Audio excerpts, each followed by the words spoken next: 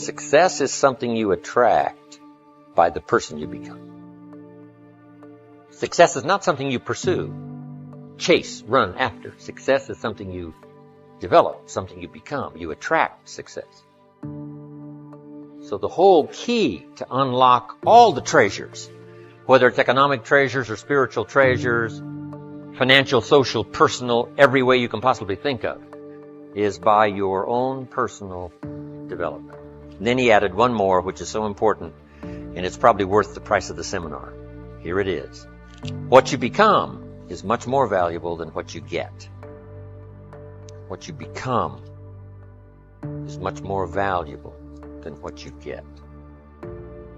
The major question to ask on the job is not what am I getting here? The major question to ask on the job is what am I becoming here? Not what am I getting, what am I becoming? So it's very important what you become. Because what you become attracts. If you become cynical, you attract cynicism. What you become attracts. So this whole subject of personal development was so vitally important to me. It changed my life. I was a millionaire by age 31.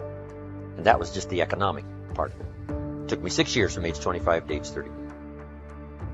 It was unbelievable. Remember, be a student, not a follower. And here's what you must always do. Design your own personal life. I'm very happy for people to take notes in my seminar, but I'm also just as happy if somebody says, hey, this is not for me, tear up all these notes and throw them away. That's just as valid for me. Right. Remember, be no one's disciple. Chart your own course. Make what you do the product of your own conclusion.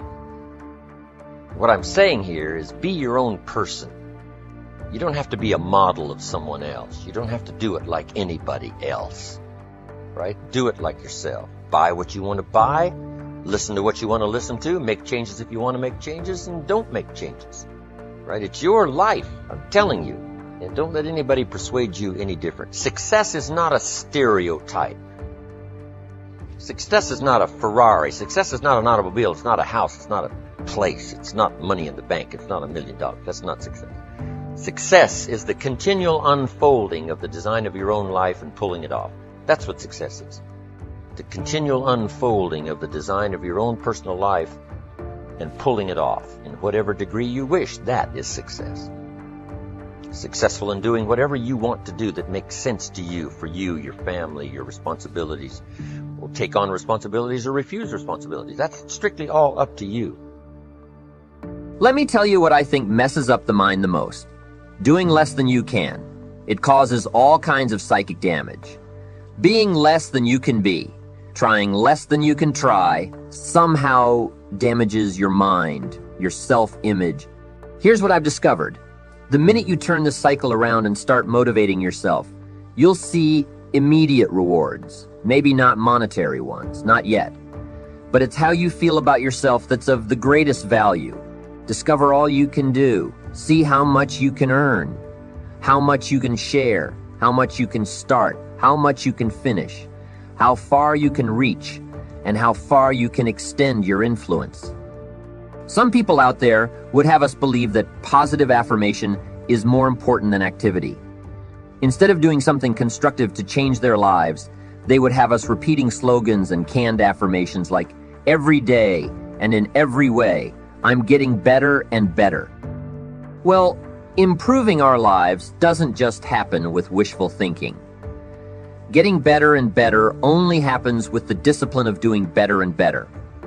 Discipline is the requirement for progress. And affirmations without discipline are, in all reality, delusions. Affirmations can be effective as long as you remember two very important rules. Number one, you should never allow affirmation to replace action. Feeling better is no substitute for doing better. And number two, whatever you choose to affirm must be the truth. If the truth happens to be that you're broke, the best affirmation would be to simply say, I'm broke. Face it, accept it, be responsible for it, and change it. By admitting that you're broke, by saying it out loud, you'll probably be disgusted enough to start thinking about how to change the situation.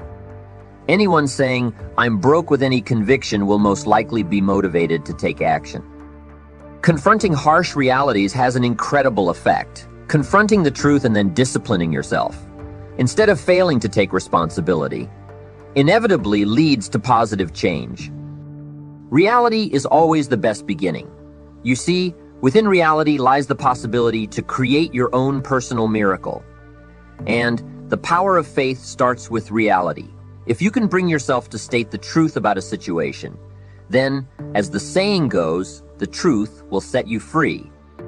Here's another old saying: faith isn't faith unless it's all you're holding on to.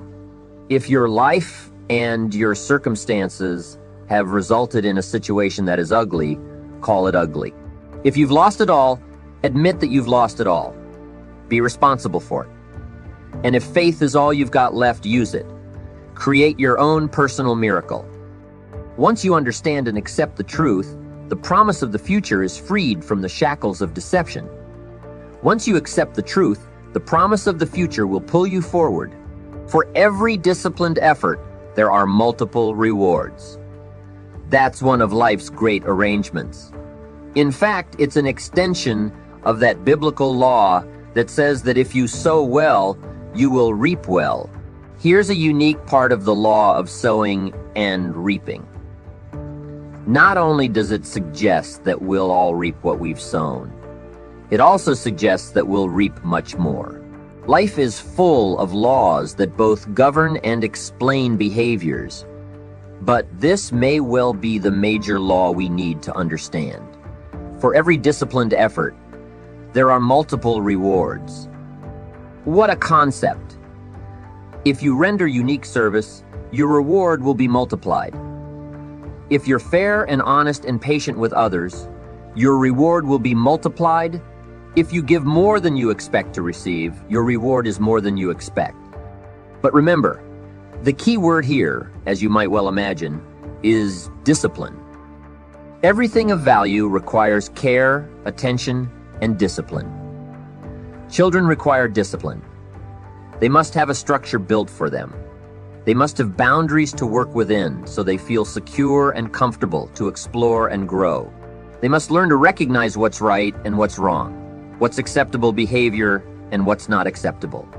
Children require constant and consistent discipline. Otherwise, they'll be confused as to how they're supposed to behave. Likewise, our thoughts require discipline. We must consistently determine our inner boundaries and our codes of conduct, or our thoughts will be confused. And if our thoughts are confused, we will become hopelessly lost in the maze of life. Confused thoughts produce confused results. Remember the law. For every disciplined effort, there are multiple rewards. Learn the discipline of writing a card or a letter to a friend.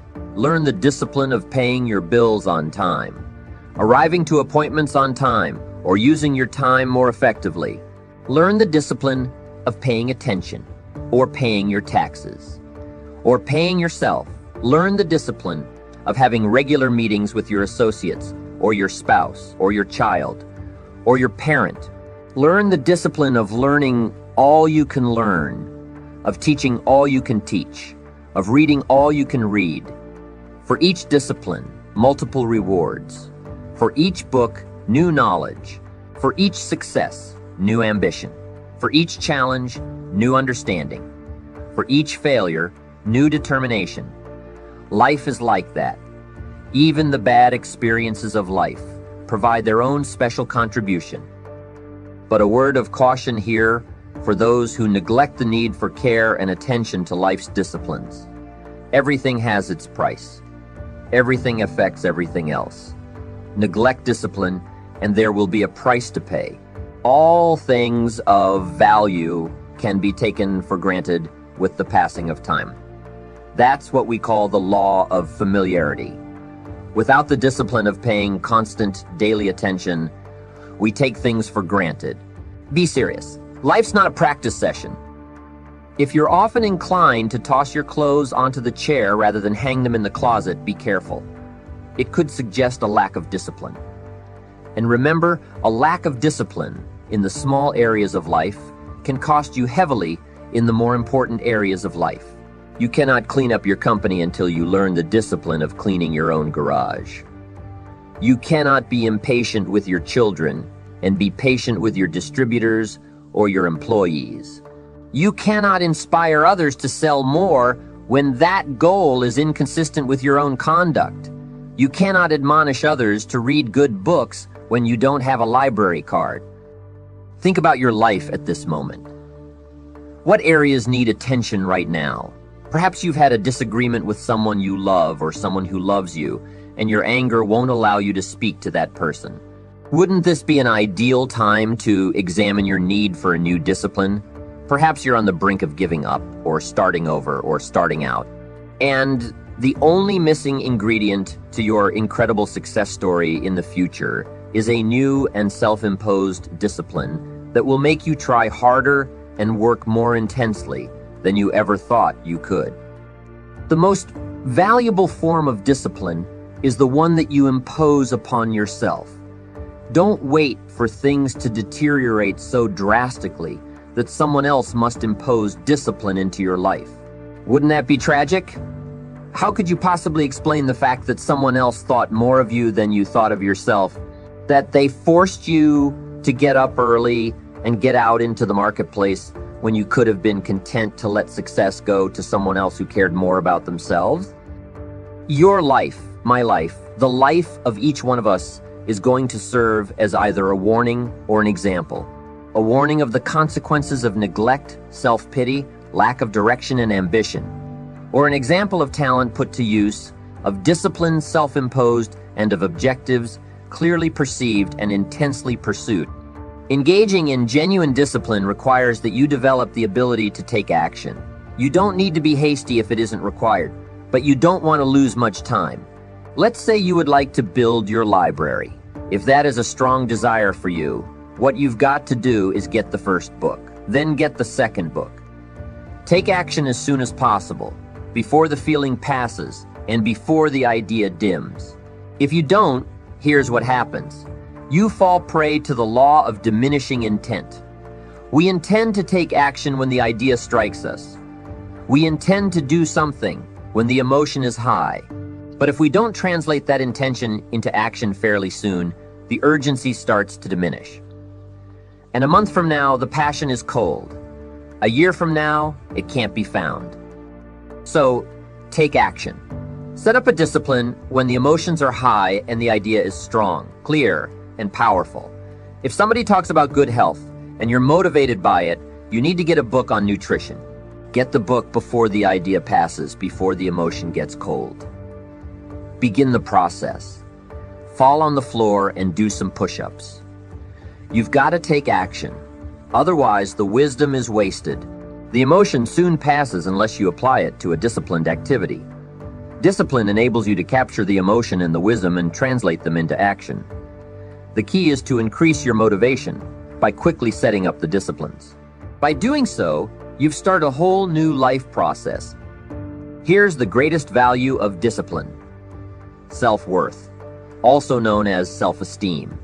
Many people who are teaching self-esteem these days don't connect it to discipline. But once we sense the least lack of discipline within ourselves, it starts to erode our psyche. One of the greatest temptations is to just ease up a little bit.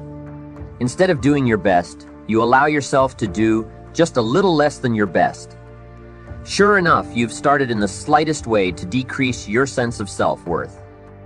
There's a problem with even a little bit of neglect. Neglect starts as an infection.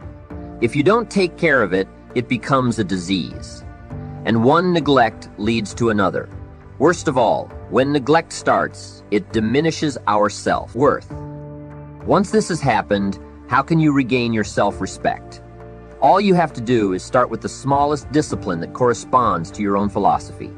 Make the commitment. I will discipline myself to achieve my goals, so in the years ahead I can celebrate my successes.